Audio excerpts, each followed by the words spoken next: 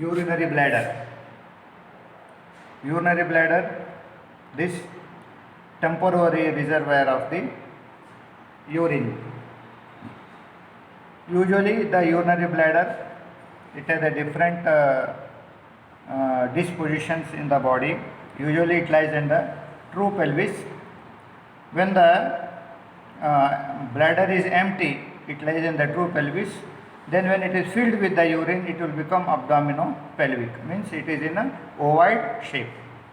If you see the shape of the urinary bladder, it is a tetrahedral in shape, number one, usually.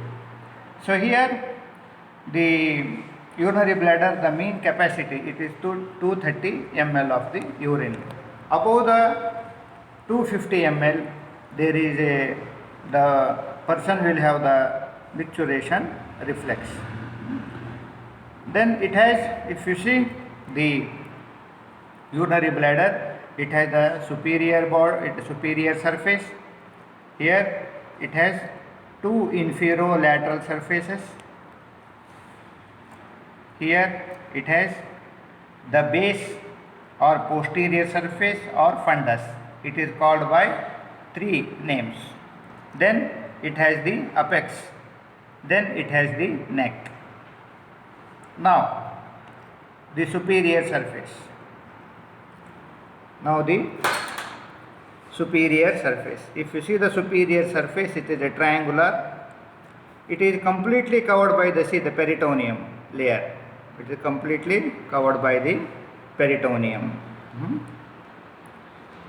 So here the superior surface, here it relates in the male. Here it relates the coils of the ileum. Here it relates, number one.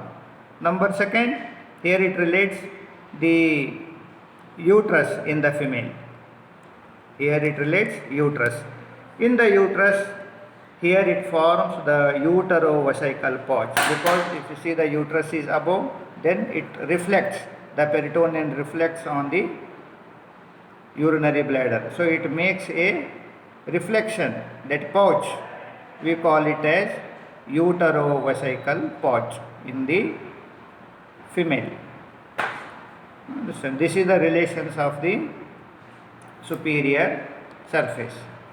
Then there are two inferolateral surfaces. In the two inferolateral surfaces, both are separated by the anterior border. It is separated by the anterior border. So these two inferolateral surfaces, they relates the istiopubic ramus, number one. The number second, it relates the pubic pad of fat. Third one, vesical venous plexus, it relates, it is the relation. Then apex. If you see the apex, it is facing upwards. This apex, see, it is connected by medial umbilical vein. This we call it as the urachus. Then the apex, it is 1.5 away from the pubic symphysis. Both they are separated by the retropubic pad of fat, apex. Then the base, If you see the base, it is facing downwards, backwards and downwards, base. See the base. So base here it relates, if you see the posteriorly in the male, here it relates the ampulla of the rectum,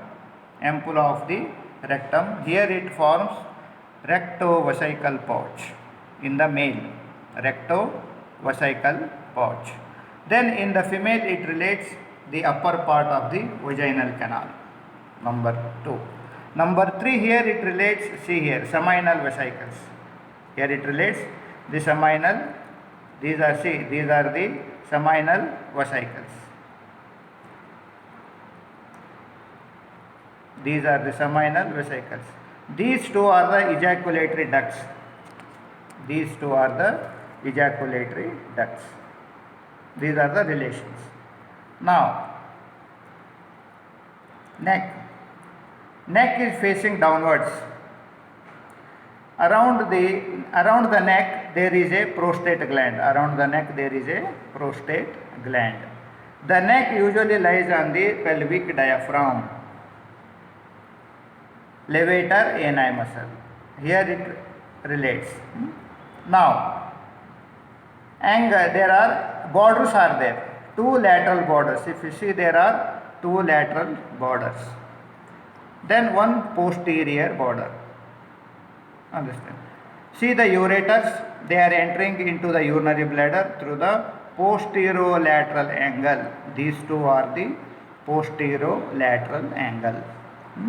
See the two lateral borders, they are running from apex to the ureter.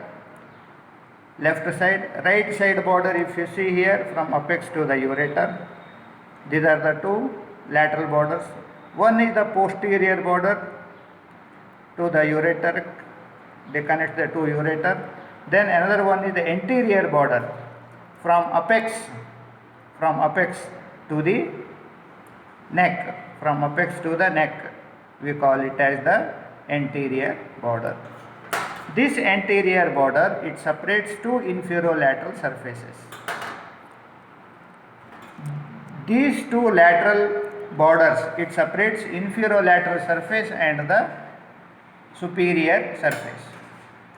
Posterior border, it separates the superior surface and the base or fundus or the posterior surface. This is the borders. Now, coming to the interior of the urinary bladder. If you see the interior of the urinary bladder, many mucosal folds, there are many mucosal folds, these are called the rugae. So it is lined by the detrusor muscle. Another one important location is there, we call it as the trigone of the urinary bladder. If you see the trigone of the urinary bladder, posteriorly it is bounded by two uretary orifices. It is the right uretary orifice, it is the left uretary orifice. If you see the anteriorly, internal urethral orifice. All these three orifices joined together, it forms the trigone of the vesicae or trigone of the urinary bladder. This trigone of the urinary bladder, it consists of the muscle of bell. This is interior of the urinary bladder.